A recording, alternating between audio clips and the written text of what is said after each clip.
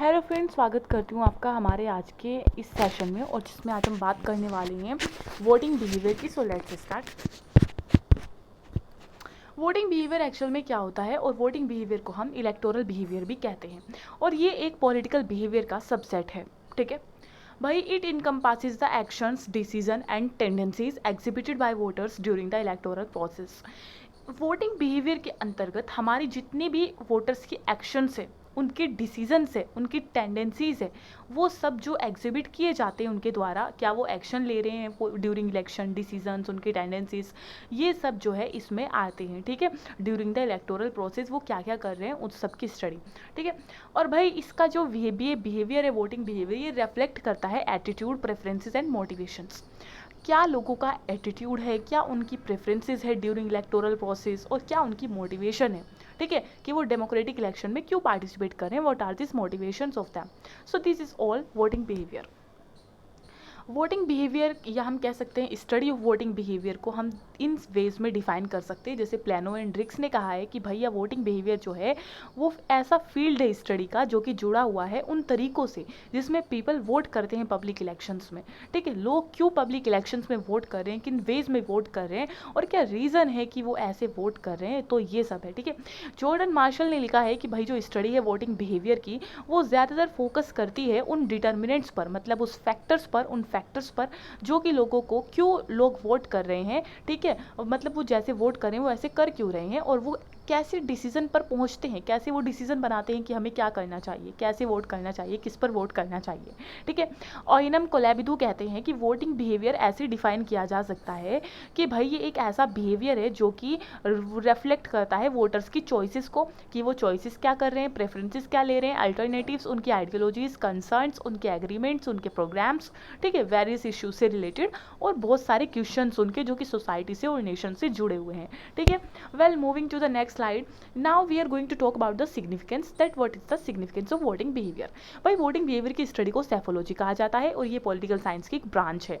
ठीक है, और ये साइंटिफिक एग्जामिनेशन है वोटिंग बिहेवियर का। अगर मैं सेफोलॉजी की बात करूँ तो भैया इसको पॉपुलराइज किया गया था, इस टर्म को, अमेरिकन पॉलिटिकल साइंटिस्ट के द्वारा। भाई अमेरिकन पॉलिटिकल साइंटिस्ट हमेशा ऐसे ही डेमोक्रेसी में काफ़ी एक्टिव रहते हैं, और बहुत सारे सोशलॉजिस्ट थे जो कि पॉलिटिकल सोशलॉजिस्ट थे जिन्होंने इसको पॉपुलराइज किया था, इस टर्म को। और ये जो वोटिंग बिहेवियर की स्टडी है भाई, इसकी हिस्टोरिकल रूट्स भी हमको देखने को मिलती है, और इसके हिस्टोरिकल रूट्स जाकर मिलती है एंशियंट ग्रीस से। ठीक है, एंशियंट ग्रीस मतलब के पुराना यूनान, जहाँ पर ग्रीक पॉलिस स्टेट होते थे, मतलब सिटी स्टेट्स होते थे, वहाँ के कॉन्टेक्स्ट में इसको यूज़ किया जाता था, सेफोलॉजी को।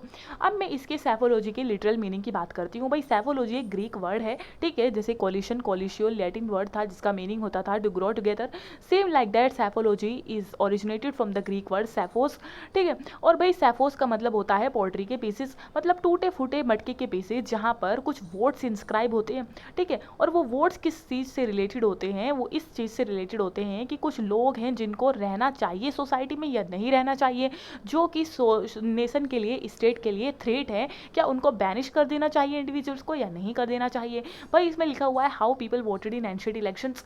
एंशिएंट इलेक्शंस में लोग वोट कैसे करते थे। अगर मैं एथेंस और रोम की बात करूं तो वो शाउटिंग कॉन्टेस्ट करते थे। ठीक है, सीक्रेट स्टोन बैलेट से करते थे, और इलेक्शन सिस्टम होता था जो कि वेल्दी लोगों के लिए पायज होता था।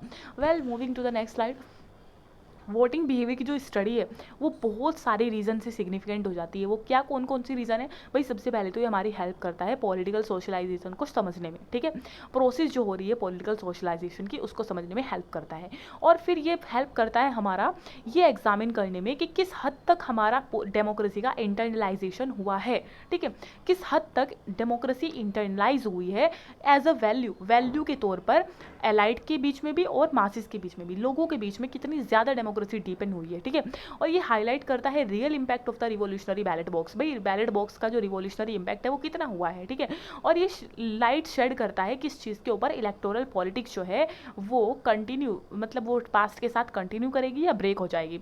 ठीक है, और ये बहुत सारे मेजर्स भी देता है, मतलब मेजर करने में हमारी हेल्प करता है पॉलिटिकल डेवलपमेंट को, मॉडर्न और प्राइमोडियल इन नेचर। देखो, ये हमें ये नापने में भी मदद करता है कि क्या हमारा पॉलिटिकल डेवलपमेंट मॉडर्न है नेचर में या फिर प्राइमोडियल है यानी एंशिएंट है। Well moving to the next, according to NGS Keeny, NGS Keeny के अनुसार भाई वोटिंग बिहेवियर को ऐसे समझा जा सकता है, एक वोटिंग बिहेवियर क्या है, लेजिटिमाइजिंग डेमोक्रेटिक रूल, एक तरीका है जो डेमोक्रेटिक रूल को लेजिटिमाइज करता है। भाई वोटिंग बिहेवियर जो है वो पार्टिसिपेशन है, ठीक है, पॉलिटिकल प्रोसेस में लोगों का, और इंटीग्रेशन उनका पॉलिटिकल कम्युनिटी में, ठीक है। और भाई ये एक एक्ट है डिसीजन मेकिंग का, और एक रोल एक्शन इन्वॉल्विंग है डेफिनेट पॉलिटिकल ओरिएंटेशन, जिसमें हमारी जो पॉलिटिकल ओरिएंटेशन होती है वो डेफिनेट होती है, embedded in a particular type of political culture. भाई ये एक डायरेक्ट रिलेशन है इंडिविजुअल सिटीजन्स का अपनी फॉर्मल गवर्नमेंट के साथ। सॉरी, हाँ, आगे डिटर्मिनेंट्स। अब हम देखते हैं कि डिटर्मिनेंट्स जो हैं वो कौन कौन से फैक्टर्स हैं जो कि हमारे पॉलिटिकल बिहेवियर को इन्फ्लुएंस करते हैं, डिटरमाइन करते हैं, ठीक है। वैसे तो इंडिया की सोसाइटी भाई बहुत ज़्यादा डाइवर्सिफाइड है, लेकिन हमने इन सभी फैक्टर्स को दो फैक्टर्स में डिवाइड कर रखा है, socio economic factors and political factors. Let's see. भाई सोशो इकोनॉमिक फैक्टर्स में सबसे पहले आते हैं कास्ट, ठीक है।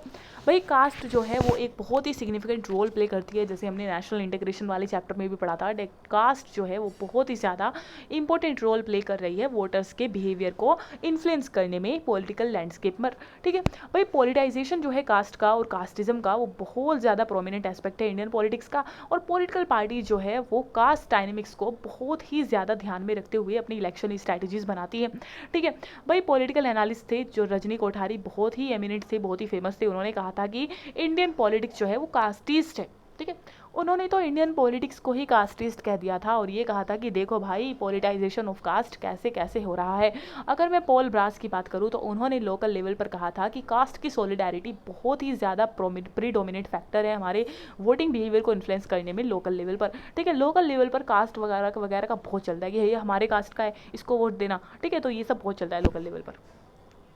रिलीजन की अगर मैं बात करूँ तो भाई रिलीजन भी सिग्निफिकेंटली शेप्स करता है इलेक्टोरल बिहेवियर को, ठीक है। पॉलिटिकल पार्टीज जो है वो ज़्यादातर अपने बार बार रिलीजियस सेंटिमेंट्स को एक्सप्लॉइट करके अपने वोटर्स को गेन करती है, इलेक्टोरल गेन करती है, और कम्युनल प्रोपेगेंडा बहुत ज़्यादा फैलाया जाता है वोटर्स को अपनी तरफ खींचने के लिए, ठीक है। और बहुत सारी कम्युनल पार्टीज़ हैं जो कि पॉलिटाइजेशन ऑफ रिलीजन को बहुत ज़्यादा एक्सेसरबेट करती है, मतलब उसको बढ़ावा देती है। भाई वैसे तो इंडिया एक सेक्युलर स्टेटस है, इंडिया का जो स्टेटस है वो सेक्युलर है, लेकिन फिर भी भाई ये जो रिलीजन है ये क्रूशियल फैक्टर है इलेक्टोरल पॉलिटिक्स में। उसके बाद आती है हमारा लैंग्वेज भी बहुत ज़्यादा वोटिंग बिहेवियर को इन्फ्लुएंस करता है। भाई लिंग्विस्टिक सेंटिमेंट्स को बार बार पॉलिटिकल पार्टीज हर्ट करती रहती है इलेक्शन के दौरान, और हमारा तो जो स्टेट्स है उनका रीऑर्गेनाइजेशन ही लैंग्वेज के बेसिस पर हो रखा है 1956 में और उसके बाद भी, ठीक है। और भाई इससे ही तो लैंग्वेज का पता चलता है कि लैंग्वेज कितनी इंपॉर्टेंट है हमारे यहाँ पर, जब रीऑर्गेनाइजेशन ऑफ स्टेट इसके बेसिस पर हो रहा है। और इमरजेंस है कुछ पार्टीज़ की, जैसे डीएमके इन तमिलनाडु, टीडीपी इन आंध्र प्रदेश, भाई ये भी जो है लिंग्विस्टिक फैक्टर से ही रिलेटेड है, मतलब इन पार्टीज़ का इमरजेंस ही लैंग्वेज के बेसिस पर हो रखा है। फिर है हमारा रीजन की मैं बात करूँ तो हमारे देश में ही कुछ रीजन है जिसके प्रति लोगों का प्यार बहुत बहुत ज़्यादा है, उसको कहते हैं रीजनलिज्म। और फिर उन रीजन में ही कोई एक छोटा सा रीजन है जिसके प्रति प्यार है तो उसको कहते हैं सब रीजनलिज्म। तो भाई ये भी वोटिंग बिहेवियर को बहुत ज़्यादा इन्फ्लुएंस करता है, और ये जो सेंटिमेंट्स है इसने तो जन्म दिया है बहुत सारी रीजनल पार्टीज़ को, ठीक है। तो मतलब भाई रीजनल पार्टीज़ क्या होती है, वोटर से अपील करती है कि भाई अपनी आइडेंटिटी को समझो, अपनी रीजनल आइडेंटिटी को समझो और सेंटिमेंट्स को समझो, और ओकेशनली जो है ये सेक्शनिस्ट बन जाते हैं। सेक्शनिस्ट मतलब हमें तो इलेक्शन में कोई भी मतलब इंटरेस्ट ही नहीं रहा, हमें गवर्नमेंट से कोई उम्मीद नहीं रही, हम तो बस अपना अलग स्टेट चाहते हैं, जैसे Jammu and Kashmir liberation front and Akali Dal also, ठीक है। तो इलेक्शन बॉयकॉट्स को ये फिर प्रमोट करते हैं। पर्सनैलिटी की अगर मैं बात करूँ तो बहुत सारा पर्सनैलिटी कल्ट देखने को मिलता है हमारी कैरिस्मेटिक लीडर्स में। उनकी कैरिस्मेटिक पर्सनैलिटी जो होती है पार्टी लीडर्स की, वो इलेक्टोरल बिहेवियर को बहुत हद तक अफेक्ट करती है, जैसे कि हमें जवाहरलाल नेहरू, इंदिरा गांधी, राजीव गांधी, जयप्रकाश नारायण, अटल बिहारी वाजपेयी, नरेंद्र मोदी वगैरह में, ये सब में पर्सनैलिटी कल्ट देखने को मिलता है, ठीक है। और इन्होंने वोटर्स के बिहेवियर को बहुत ज़्यादा इन्फ्लुएंस किया है, leading them to support their respective parties. भाई अगर मैं सिमिलरली बात करूँ स्टेट लेवल पर तो कैरिस्मेटिक जो अपील है रीजनल पार्टी लीडर्स की, ठीक है, तो ये भी इन्होंने पॉपुलर सपोर्ट बहुत ज़्यादा खींचा है रीजनल पार्टीज़ ने भी, ये कैरिस्मेटिक लीडर पर्सनैलिटी होने के बाद ही, ठीक है, इलेक्शन के दौरान। फिर मनी की बात करूँ तो रोल ऑफ मनी भी बहुत ज़्यादा है, भाई उसको अंडर एस्टिमेट नहीं किया जा सकता वोटिंग बिहेवियर को समझने के लिए। बहुत सारी रेस्ट्रिक्शन लगा रखी है इलेक्शन स्पेंडिंग में कि इससे ज़्यादा अमाउंट में नहीं खर्च होना चाहिए, लेकिन फिर भी कौन मानता है। वोटर्स जो है मॉनेटरी इंसेंटिव्स ले सकते हैं, जैसे कि कैश, लिकर और goods in exchange for their voters. आपने भी अपने गाँव में इलेक्शन के दौरान मिठाई के डिब्बों को बढ़ते हुए ज़रूर देखा होगा, भाई वो एक तरीके की रिश्वत होती है, मत लिया करो, ठीक है। तो लीकर मतलब कोई कोई अल्कोहल देकर मतलब शराब वगैरह को बांट कर भी वोट ले सकता है, और इसको कहते हैं वोट्स फॉर नोट्स, मतलब नोट दो और वोट लो, ठीक है।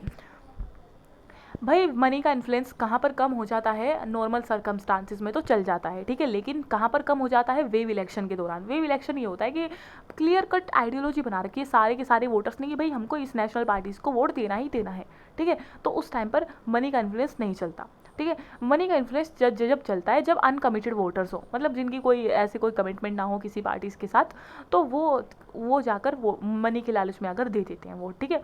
तो भाई आगे हम बात करते हैं, performance of the ruling party पर भी बहुत ज़्यादा इफेक्ट होता है कि भाई परफॉर्मेंस कैसी थी पिछले बार रूलिंग पार्टी की, ठीक है। इलेक्शन से पहले हर एक पॉलिटिकल पार्टी अपना इलेक्शन मैनिफेस्टो प्रेजेंट करती है और वो उसमें कुछ प्रोमिसेस लेकर आती है, ठीक है। जैसे आपको यहाँ पर बीजेपी का मैनिफेस्टो दिख रहा होगा 2019 का, जिसमें वो national security, Sabarimala, farm sector, Gorkha issue, citizen panel, transgenders, small traders, ये सब लेकर आई है, ठीक है। तो भाई वोटर्स जो है रूलिंग पार्टी के मैनिफेस्टो को नहीं देखते, वो देखते हैं कि पिछले साल इसने कैसा काम किया था, 5 साल में इसने किया क्या है, ठीक है। तो पार्टी का परफॉर्मेंस देखते हैं। और फिर देखो भाई, ये मैं इसके 2 एग्जांपल दे रही हूँ। कांग्रेस पार्टी की हार हुई थी 1977 में बिकॉज ऑफ द इमरजेंसी, ठीक है। लोगों को पता था कि क्या करके आई है इंदिरा गांधी। और जनता पार्टी का 1980 में भाई पॉलिटिकल इंस्टेबिलिटी तुम इतना रखोगे तो लोगों को तो लगेगा कि ना आप अच्छी नहीं हो, एबल नहीं हो, तो वो उनको भी हरा दिया था, ठीक है। तो भाई इससे पता लगता है कि रूलिंग पार्टी की परफॉर्मेंस वोटिंग बिहेवियर पर बहुत इंपैक्ट डालती है। भाई anti incumbency signifying dissatisfaction with the ruling party performance significantly influence voting behaviour, that's also true कि भाई मतलब डिससेटिस्फैक्शन हो जाती है रूलिंग पार्टी से, रूलिंग पार्टी की परफॉर्मेंस से लोगों को, तो इससे भी ये होता है। फिर पार्टी आइडेंटिफिकेशन है कि पार्टी की आइडेंटिटी क्या है, ठीक है। बहुत से लोग ऐसे हैं जो किसी पार्टी से पर्सनली और इमोशनली जुड़े होते हैं, ठीक है। तो इससे भी वोटिंग बिहेवियर बहुत अफेक्ट होता है। और इंडिविजुअल्स ऐसे होते हैं जो कि स्ट्रांगली आइडेंटिफाई खुद को करते हैं एक स्पेसिफिक पार्टी के साथ कि बस ये मेरी पार्टी है। और ये लॉयल्टी ऐसी है कि पार्टी की चाहे कोई एक्शन हो, शॉर्टकमिंग्स हो, उसे कुछ फर्क नहीं पड़ता। इसको कहते हैं अंधभक्ति, मतलब पार्टी में अगर कोई कमी भी है तो वो कभी नहीं कहेंगे कि मेरी पार्टी खराब है, दे आर ऑलवेज लाइक कि बस ये सही है, ठीक है। तो इसको कहते हैं पार्टी आइडेंटिफिकेशन। भाई आइडियोलॉजी पार्टी की बहुत डिपेंड करती है इस पर कि वो लोग क्या सोचेंगे, ठीक है। आइडियोलॉजी जैसे कि बहुत सारी आइडियोलॉजीज हैं, जैसे कि communism, capitalism, democracy, secularism, patriotism, decentralisation, कौन सी पार्टी क्या आइडियोलॉजी लेकर आ रही है ये डिपेंड करता है, ठीक है। तो वोटर्स जो है जनरली सपोर्ट करते हैं उन कैंडिडेट्स को जो जिनकी वो आइडियोलॉजी उनको अच्छी लगती है, ठीक है। फिर है दूसरे फैक्टर्स, भाई political events preceding an election such as war, जैसे वॉर हुई थी 1971 में, तो इंदिरा गांधी जी की सरकार ने काफ़ी खासे मतलब वोट्स बटोरे थे। क्यों? क्योंकि उनको वॉर में मतलब जीत मिली थी। Assassination of a leader, oh God, ये तो बहुत ही ज़्यादा सिंपैथेटिक होता है। राजीव गांधी को इतने सारे वोट्स मिले थे अपनी मॉम की सिंपैथी के ऊपर, मतलब उनकी मॉम की डेथ हो गई थी इंदिरा गांधी जी की, तो फिर जब उन्होंने इलेक्शन लड़ा तो उनके असासिनेशन हुआ था ना उन लीडर का, तो that's why he got a lot of votes. Corruption, भाई अभी जैसे करप्शन का चाल लग गया था आम आदमी पार्टी पर, तो फिर उनको देखो दिल्ली में हार देखने को मिली। क्यों? क्योंकि करप्शन के चार्जेस थे, ठीक है। इकोनॉमिक कंडीशन भी बहुत ज़्यादा इफेक्ट करती है वोटिंग बिहेवियर को कि कैसी इकोनॉमिक कंडीशन है, कहीं महंगाई तो नहीं है बहुत ज़्यादा, ठीक है, फूड शॉर्टेज तो नहीं है, अनएम्प्लॉयमेंट तो नहीं है। अगर है ये सब तो जो रूलिंग पार्टी थी उससे लोग गुस्सा हो जाएंगे कि भाई हमने आपको वोट दे दिया, आपने तो बहुत बेकार कर दिया देश को, ठीक है। फिर फैक्शनलिज्म भी बहुत ही ज़्यादा इंपॉर्टेंट एस्पेक्ट है इंडियन पॉलिटिक्स का वेरियस लेवल पर, मतलब कि गुट बंदी, ठीक है। भाई कैंडिडेट की ओरिएंटेशन एंड द स्ट्रैटेजीज उनकी जो इलेक्शन कैंपेन में वो लगाते हैं कि कहाँ कहाँ जाना है, क्या क्या करना है, कहाँ के लोगों को किस तरीके से बरगलाना है, ठीक है। पॉलिटिकल फैमिली बैकग्राउंड ऑल्सो मतलब अफेक्ट द पॉलिटिकल बिहेवियर कि आपका फैमिली बैकग्राउंड क्या है। कहीं ऐसा तो नहीं कि आप किसी ऐसे ग्रुप से बिलोंग करते हैं जो कि नक्सलवादी था, ठीक है। तो क्या मतलब सॉरी शायद मैं सही एग्जाम्पल नहीं दे पा रही हूँ। पॉलिटिकल फैमिली बैकग्राउंड, आपका जो बैकग्राउंड है वो पॉलिटिकल है कि नहीं, ठीक है। द इन्फ्लुएंस ऑफ मीडिया भी भैया, मीडिया भी बहुत इन्फ्लुएंस पे करती है। जैसे एग्जिट पोल करा लेगी पहले कि देखो वो पार्टी जीत रही है, तो लोगों को लगेगा कि हाँ यार यही जीत रही है, वोट करने का क्या ही फायदा, चलो इसको ही वोट कर देते हैं। तो भाई मीडिया का बहुत ज़्यादा इन्फ्लुएंस होता है, या मीडिया ऐसा करती है कि किसी एक स्पेसिफिक पार्टी के खिलाफ भड़काती रहती है और दूसरे को प्रमोट करती रहती है। So that was all, thank you so much.